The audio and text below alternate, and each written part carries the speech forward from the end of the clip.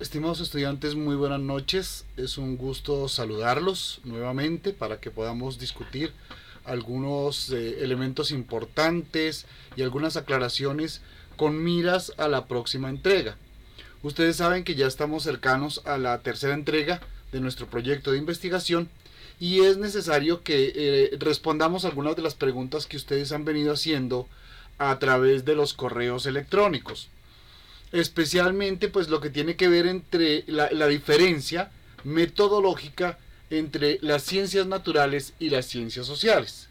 Es muy importante que eso lo tengamos claro con el fin de que podamos hacer una muy buena redacción de nuestra ponencia con miras a ese congreso supuesto en el cual vamos a participar. Entonces es fundamental que tengamos esa claridad para que nuestro escrito verdaderamente esté sustentado y respaldado.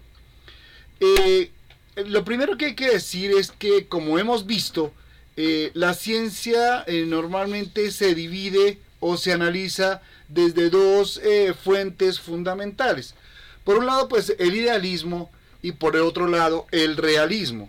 El idealismo tiene que ver sobre todo con las ciencias estudiadas desde lo cualitativo, y el realismo mira sobre todo la investigación desde el elemento cuantitativo.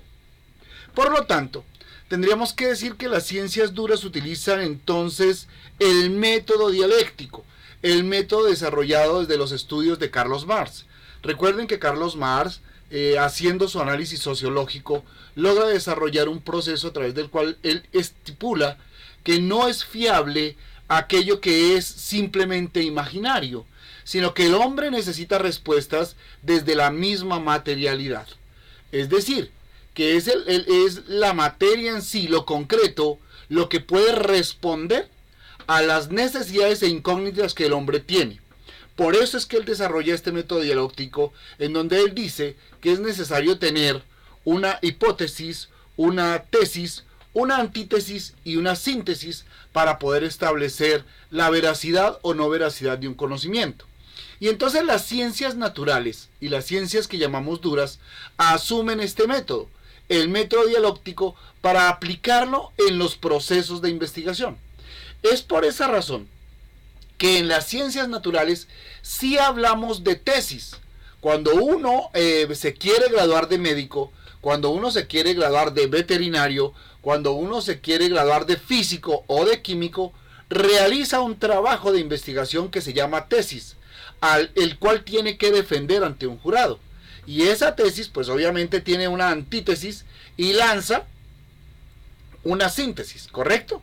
Es desde ese punto de vista que se entiende la manera en que se hace investigación en las ciencias naturales. Pero las ciencias sociales, o las que llamamos ciencias blandas, acuden más que nada al proceso metodológico. Es decir, realizan todo el proceso de investigación desde el marco metodológico. Y entonces por eso es que las ciencias sociales no hacen tesis, sino que se desarrolla un proyecto de investigación. Hay una gran diferencia entre las dos, ¿no? Hay una gran diferencia entre las dos. El proyecto de investigación tiene que ver más con la pregunta que se hace al interior del proyecto. Es decir, hay un fenómeno local que se piensa estudiar, y que al estudiarlo esperamos que dé una respuesta a una pregunta que nos hemos hecho, y que esa pregunta sea una solución, pero sea una solución para el fenómeno local que se está aconteciendo. Miren que aquí hay una gran diferencia con respecto a las ciencias duras, porque las ciencias duras sí lanzan hipótesis, ¿cierto?, que se pueden aplicar de manera universal. Los resultados en las ciencias duras se aplican de manera universal. Los resultados en las ciencias blandas se aplican de manera local. He aquí otra gran diferencia entre estas dos formas de hacer investigación. Entonces, la filosofía, la teología, la psicología, pues no pueden ser llevadas al laboratorio, ¿no? Sino que tienen o deben ser examinadas desde los casos particulares. No así, por ejemplo, una enfermedad. Las enfermedades tienen que estudiarse en el laboratorio y el fenómeno se estudia desde allí, desde la probeta, desde el microscopio, para poder darle una respuesta. Entonces las ciencias, por ejemplo en este caso la medicina, las respuestas que dan son respuestas de carácter universal, mientras que las respuestas de las ciencias sociales son respuestas de carácter local. Por esa razón es que, por ejemplo, en las ciencias naturales sí se aplica la epistemología, todo un marco epistemológico, porque la epistemología nos viene a ayudar a entender cómo se desarrolla ese fenómeno a nivel universal. Y entonces se aplica desde lo fáctico, se aplica desde el laboratorio, se aplica desde la hipótesis, tesis, antítesis y síntesis. Mientras que las ciencias sociales requieren de otra disciplina que también hemos estudiado en nuestras cartillas, que se llama la hermenéutica.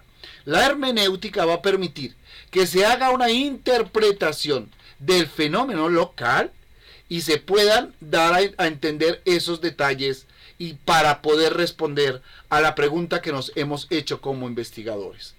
Entonces, el conocimiento a nivel de las ciencias sociales es fundamental, es imperativo, es también conocimiento, precisamente porque se lanzan nuevas teorías con respecto a un fenómeno que está ocurriendo en una comunidad, en una escuela, en un departamento, en un barrio, y entonces solucionamos ese problema con ese proyecto de investigación. Y hay un nuevo conocimiento para poder entender cómo sucede ese fenómeno.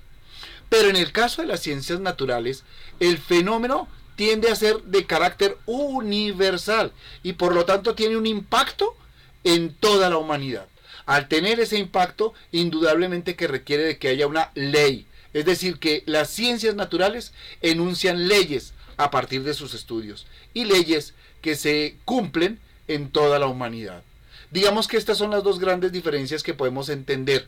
Y desde estos dos puntos de vista, ustedes ya pueden redactar si están a favor o en contra de que se apliquen los mismos métodos de las ciencias naturales en las ciencias sociales. Queridos amigos, espero que las preguntas hayan sido respondidas. Les deseo una feliz noche.